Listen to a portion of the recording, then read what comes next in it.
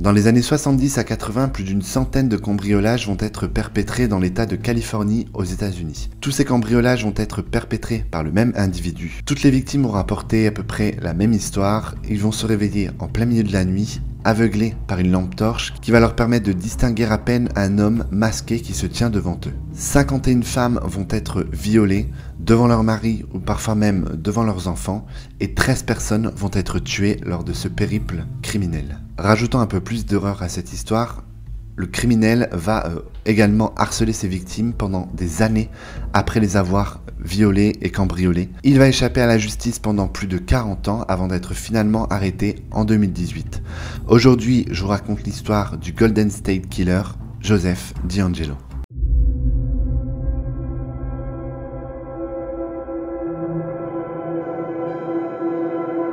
Avant de commencer ce récit palpitant, n'hésitez pas à vous abonner si vous aimez les histoires de True Crime. Dans les années 70, à Visalia, en Californie, une série de cambriolages va avoir lieu et les enquêteurs vont très vite faire le lien entre tous ces cambriolages puisque les empreintes retrouvées sur les lieux correspondent. Nous avons affaire à un seul et même individu. Le cambrioleur a une façon de faire très particulière puisque il va saccager les maisons, il va verser du vin sur les tapis, détruire les meubles, arracher les vêtements, découper les sous-vêtements et il va surtout s'amuser avec les sous-vêtements des femmes et on va retrouver dans les chambres à coucher des maisons qui sont cambriolées des traces de sperme et même parfois de lotion, donc ce qui montre que le cambrioleur prend le temps de jouer avec les sous-vêtements des femmes et surtout de se masturber sur les scènes de crime. Très vite surnommé par la presse The Visalia Ransacker, autrement dit le saccageur de Visalia. Les crimes vont s'intensifier puisqu'en plus de cambrioler les maisons, il va également traquer et harceler les familles pendant des mois au téléphone. Il va également les observer par la fenêtre. Il va surtout avoir un comportement de pervers et de prédateur. Une fois qu'il aura trouvé une victime, il va faire de sa vie un véritable enfer puisqu'il va l'observer par la fenêtre. Il va également se masturber en regardant les gens. Énormément de plaintes vont du coup être déposées et on va avoir pas mal de descriptions plus ou moins précises de ce Visalia Ransacker par les victimes. Le 11 septembre 1975, le Ransacker va faire sa première victime puisqu'après avoir traqué une jeune adolescente, il va tout simplement pénétrer dans la maison pour essayer de la kidnapper. Son père qui était présent dans la maison va très vite être interpellé par les cris de la jeune fille. Elle va débarquer dans sa chambre. Le Ransacker va abattre de sang-froid donc Claude Snelling, le père de l'adolescente, avant de s'échapper. Comme pour de nombreuses victimes, Claude Snelling avait remarqué un rôdeur quelques mois auparavant autour de chez lui et il avait déposé plainte et fait une première description de ce Ransacker. En décembre 1975, une dame remarque un rôdeur autour de la chambre de sa petite fille et elle va appeler la police. Donc la police va très vite se rendre compte qu'il s'agit toujours du même individu et va décider de faire une planque devant la maison. La nuit qui va suivre, le Ransacker va se montrer autour de la maison en train d'observer par les fenêtres ses victimes et un officier de police va pouvoir le confronter et essayer de l'arrêter. Va s'en suivre une courte bagarre et le Ransacker va tirer sur le policier qui va heureusement échapper à la mort. Il va être blessé à l'œil, mais le Ransacker va pouvoir encore une fois s'échapper. Cet événement est le dernier événement connu du Ransacker de Visalia. À partir de 1976, c'est dans la ville de Sacramento qu'une série de cambriolages va se produire. Le 5 octobre 1976, c'est dans la maison de Jen Carson qu'il va pénétrer. Jen Carson est en train de dormir dans son lit avec son enfant. DeAngelo va pénétrer dans la maison, toujours avec la même technique, en braquant une lampe torche sur son visage. Il va l'attacher avec des lacets et va prendre l'enfant pour le déposer dans une autre pièce. Il va alors violer Jen Carson pendant de longs moments et va ensuite prendre l'enfant et le remettre dans le lit avec sa mère. Il va prendre le temps de se faire à manger dans la cuisine avant de quitter la scène du crime. Jen Carson est la 5e victime de DeAngelo après les événements de Visalia et il va du coup avoir son deuxième surnom qui sera donné par la presse. Il s'agit du East Area Raper, donc le violeur de la zone Est. La méthode est toujours la même. Il pénètre dans la maison avec un masque de ski noir. Il va prendre le temps d'attacher ses victimes avec des lacets. Il va violer la femme et une fois qu'il aura violé ses victimes, il va prendre le temps de faire le tour de la maison pour voler les bijoux, les objets précieux et surtout les papiers d'identité de ses victimes, ce qui va permettre à DeAngelo de les rappeler, de les traquer et surtout de les harceler au téléphone pendant des années. Après l'attaque de Jen, c'est 3 autres attaques et 3 autres viols qui vont avoir lieu dans le même quartier. Parfois les victimes sont à quelques centaines de mètres l'une de l'autre. L'affaire va être très médiatisée, en tout cas on va beaucoup parler du East Area Raper dans les journaux et aussi à la télévision. La police va aussi organiser des réunions d'information dans les quartiers pour voilà, donner des conseils de sécurité et c'est vraiment une psychose qui va s'emparer de Sacramento et des alentours de Sacramento. Teenage girl was raped today in her home in Contra Costa County, and though officials are not saying it was the work of the East Area rapist, they do say the crime was committed in his style. Betty Ann Bruno has more. Le violeur va être très prolifique puisque dans la journée du 18 octobre 1976, il va commettre 2 viols différents, 2 cambriolages donc dans des maisons différentes et il va tout faire pour que les crimes ne soient pas relayés entre eux. Il va notamment changer d'arme. Il va également ne jamais utiliser son véhicule personnel, il va voler des vélos en fait dans les jardins et ne les utiliser qu'une seule fois, il va les abandonner après avoir commis ses méfaits. Donc on a affaire à quelqu'un qui est quand même assez intelligent, qui prépare ses coups et qui va surtout échapper à la police encore et encore malgré de nombreux indices, malgré de nombreux crimes. People in these quiet East Bay suburbs have wondered and wondered about why the police can't catch the rapist and worried about their own homes being violated. Après 15 attaques de femmes seules, le East Area Raper va changer de mode opératoire et il va maintenant s'attaquer à des couples. D'après les profilers, il cherche vraiment à obtenir le contrôle, à avoir le contrôle de la maison et de la femme. Et il va du coup s'attaquer à des couples pour violer la femme devant le mari. Lors d'une réunion de quartier, un jeune homme va s'exprimer devant tout le monde, devant la foule, et il va dire que il ne pense pas que le East Area Raper pourrait pénétrer dans une maison et pourrait violer une femme si son mari était avec elle. Et cet homme qui aura pris la parole devant tout le monde va être victime du East Area Raper quelques mois plus tard, puisque D'Angelo va pénétrer dans sa maison, il va l'attacher et violer sa femme devant ses yeux. Donc ce qui montre que le violeur était à cette réunion, qu'il a entendu l'homme s'exprimer devant tout le monde et qu'il lui a donné une leçon. Je vous le disais, on a affaire à quelqu'un qui est très intelligent, très manipulateur, et lorsqu'il pénètre dans une maison où il y a plusieurs habitants, il va tour à tour les attacher, les poser à plat ventre sur le sol et disposer des assiettes ou des verres sur leur dos. Ce qui va permettre en fait à D'Angelo d'entendre si quelqu'un bouge. Il va prévenir les victimes si les assiettes ou les verres tombent, il viendra pour les tuer.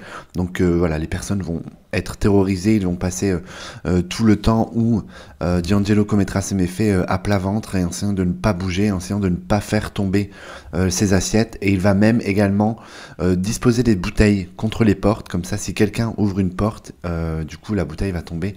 Et il va pouvoir entendre que quelqu'un est en train de se déplacer dans la maison. Donc c'est quelqu'un qui crée son propre système d'alarme et c'est surtout quelqu'un qui aime instaurer une psychose et une terreur en fait chez ses victimes. Et il va même être assez violent lors de ses viols pour que les femmes crient et que toute la maison entende ce qu'il est en train de faire. À ce point de l'histoire, on est à 27 victimes, donc le East Area Raper est très prolifique et toutes les victimes vont avoir un peu cette même impression, c'est que le violeur veut absolument les faire souffrir, il veut voir la terreur dans leurs yeux et il fait tout pour que ses victimes soient absolument terrorisées, il se nourrit de leur peur. Ce qui va en plus rajouter un petit côté sordide à l'histoire et qui va être encore beaucoup plus médiatisé, c'est les appels anonymes que les victimes recevront des semaines, voire des mois et même des années après avoir été violées par le East Area Raper. Il va appeler ses victimes et d'une voix un peu menaçante va leur dire « Do you remember when we played ?» Donc, est-ce que tu te souviens quand on jouait ensemble? Donc, il va prendre plaisir à terroriser ses victimes même des années plus tard.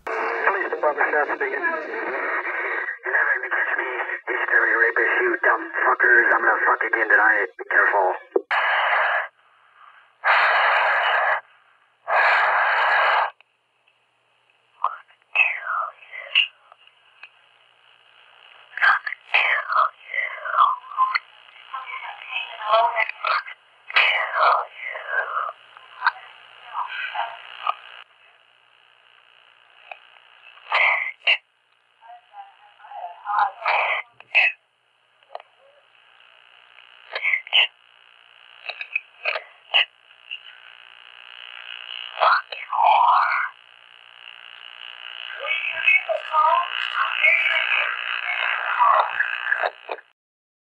Après sa 44e victime, la police n'est toujours pas plus avancée dans l'enquête et toutes les victimes parlent d'un homme blanc aux yeux clairs, parfois sombres. On est vraiment sur un portrait robot qui change énormément. La seule chose qui revient très souvent chez les victimes, c'est que la personne qui les a violées a un très petit pénis. Malheureusement, ça fait pas avancer l'affaire puisqu'on peut pas aller vérifier dans les boxers de tout le monde. Mais en tout cas, voilà, c'est quelque chose qui revient assez régulièrement et les victimes parlent aussi d'une odeur particulière qu'ils n'arrivent pas malheureusement à identifier. Les enquêteurs vont finalement trouver une goutte de sang qui semble appartenir au violeur et ils vont l'identifier. Même si à cette époque-là on peut pas encore faire jouer l'ADN, les enquêteurs vont déceler dans le sang du violeur une anomalie génétique très particulière qui élimine 85% de la population mondiale. Donc c'est une bonne chose, c'est un bon indice qui permettra, lorsque un suspect sera appréhendé, de faire en fait une corrélation entre le sang et le sang qui aura été retrouvé sur les scènes de crime et le sang du suspect. Il y a aussi beaucoup d'autres indices que la police arrive à récupérer, notamment grâce aux victimes. Une des victimes, en tout cas un homme qui va se retrouver face à lui lorsqu'il sortira d'une maison, juste après avoir commis ses méfaits, il va se retrouver face à lui et le suspect va le menacer de son arme et il va dire « freeze or I shot ». Ce qui veut dire tout simplement ne bouge plus ou je tire. Et donc ça, le freeze or I shot, c'est un peu la phrase que les policiers disent avant d'appréhender un suspect lorsqu'ils veulent l'arrêter. Et du coup, les policiers vont commencer à penser que le suspect est peut-être un policier. Et donc ça, on va également pouvoir avoir un meilleur portrait donc de ce suspect. En octobre 1979, tout s'arrête. Tous les viols, les cambriolages stoppent. Donc dans la région de Sacramento, du jour au lendemain, nous n'entendons plus parler du East Area Raper. Le 30 décembre 1979, toujours en Californie, à San Bernardino, Robert Offerman et Deborah Manning sont retrouvés chez eux, tous les deux tués par balle. Il semblerait qu'après avoir été attachés pour que la femme soit violée, le mari, donc Robert, se soit détaché de ses liens et du coup le tueur, en tout cas le violeur, pour riposter, va abattre donc les deux victimes. C'est là que D'Angelo va avoir son troisième surnom, en tout cas son troisième nom de tueur. Il s'agit du Original Night Stalker.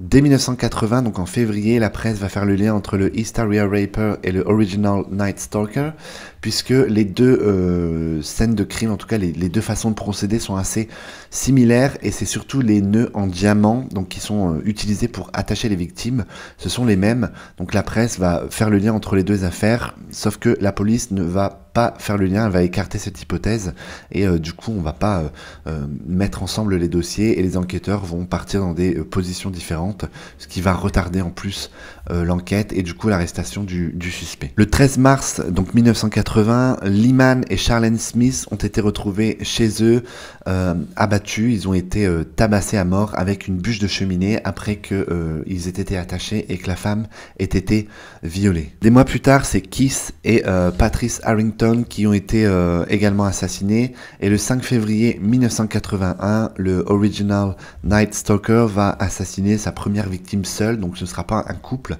ce sera simplement une femme seule. Il s'agit de Manuela Wheaton. Ensuite, les meurtres vont s'enchaîner, il va encore y avoir 3 autres victimes entre 1986 et 91. En 1986, donc 5 ans plus tard, d'autres victimes vont être retrouvées selon les mêmes procédés, avec toujours les nœuds en diamant, toujours la même façon d'attacher et de tuer.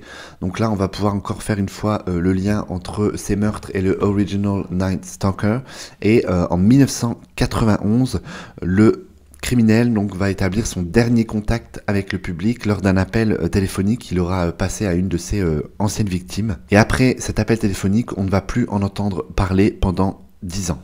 Nous passons en 2001, plus de 10 ans après le dernier contact du Original Night Stalker, et entre-temps, il y a l'ADN qui est arrivé, l'ADN qui s'est développé, et on va faire des analyses sur les prélèvements qui ont été faites donc sur les affaires criminelles du East Area Raper et du Original Night Stalker, et on va tout simplement découvrir qu'il s'agit du même homme, ce qui fait de ce criminel le criminel le plus prolifique de l'histoire de la Californie. Des années plus tard, en 2006, nous avons une autre autrice de True Crime. Donc il s'agit de Michelle McNamara qui va décider de s'intéresser à l'enquête et elle va créer un blog et ainsi qu'un podcast intitulé True Crime Diary qui va reprendre en fait tous les indices dont elle dispose, dont la police dispose sur le East Area Raper et le Original Night Stalker, et elle va tout simplement avec une communauté de détectives en ligne reprendre l'affaire depuis le début. Elle va ensuite écrire un article qui s'appelle In the Footsteps of a Killer. Je vous le mets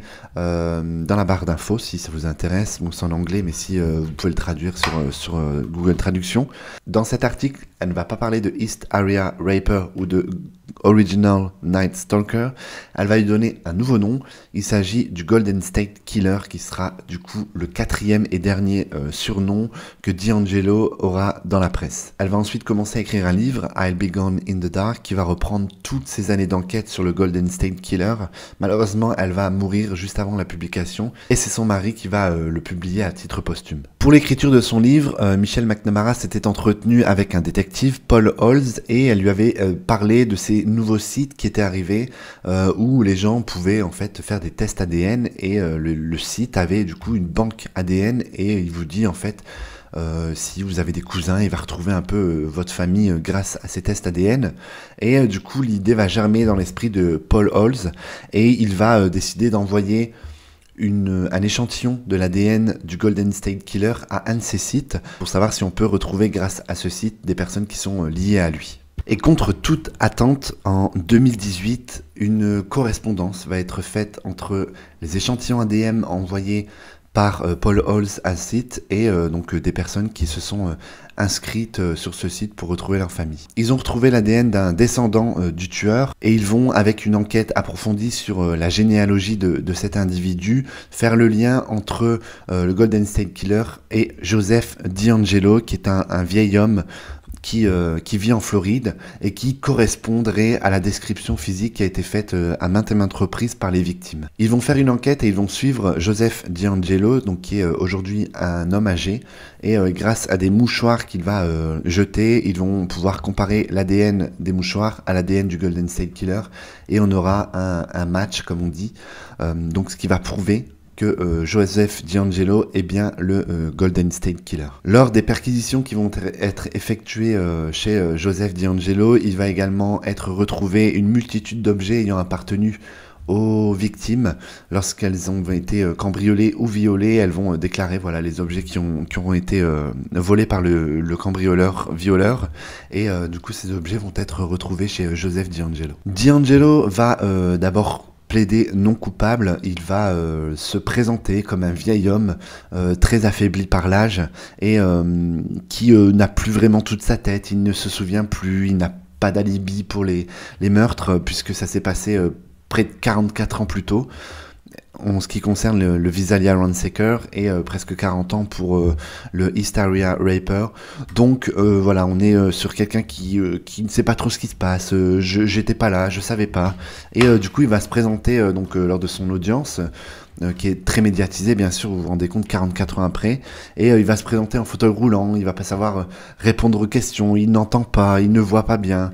Donc là, on va avoir l'image d'un homme qui est très diminué, très affaibli, ce qui va aussi jouer sur l'opinion publique et surtout sur les jurés. Mais contre toute attente, il va y avoir des vidéos qui vont fuiter dans la presse, donc certainement des gardiens qui ont voulu un peu mettre un peu la vérité au grand jour, des vidéos de D'Angelo dans sa cellule en train de faire de l'exercice. Et en fait, tout simplement, ils vont voir sur ces images que cet homme n'est pas du tout affaibli, qu'il sait encore faire du sport, qu'il a l'air tout à fait capable de marcher sans fauteuil roulant. Donc là, ça va vraiment casser la défense de D'Angelo. D'Angelo, qui est alors accusé de 13 meurtres et plus d'une centaine de viols et de cambriolages, va décider de plaider coupable si et seulement si la peine de mort est enlevée de la balance. Donc il plaide coupable, mais il ne peut pas être condamné à mort. And I'm truly sorry to everyone I've hurt. Donc il va admettre et plaider coupable pour tous ces crimes confirmés, sur lesquels on peut prouver que c'était bien lui grâce à l'ADN. Et il faut aussi savoir qu'il y a un délai de prescription, donc il y a beaucoup de crimes, donc tout ce qui est viol, il ne pourra pas être jugé pour ces viols. Il va cependant être jugé pour 12 crimes, et sur ces 12 crimes, il va être condamné à 12 peines à perpétuité. Donc il ne sortira jamais de prison, il va mourir en prison. Et pour la petite histoire, DeAngelo va recevoir sa sentence dans la même salle de bal où il aura obtenu son diplôme en 1972. J'espère que cette histoire vous aura intéressé, presque 40 ans pour arrêter un criminel, un tueur et un violeur, donc grâce à ces sites ADN. Donc voilà, je vais pas vous dire de réfléchir avant de faire ça, parce que sinon ça voudrait dire que vous avez quelque chose à vous reprocher. Mais en tout cas, voilà, aujourd'hui on est capable de rouvrir des cold cases et surtout de les résoudre, donc ça c'est super. Je trouvais que c'était une histoire qui était assez intéressante de ce côté-là, et j'espère que ça vous aura plu. N'hésitez pas à vous abonner, à lâcher un like, n'hésitez pas à partager. Dites-moi en commentaire si vous aviez déjà entendu parler de cette histoire, et n'hésitez pas à me dire ce que vous avez pensé de ce récit. Quant à moi, je vous dis à bientôt pour une nouvelle histoire criminelle.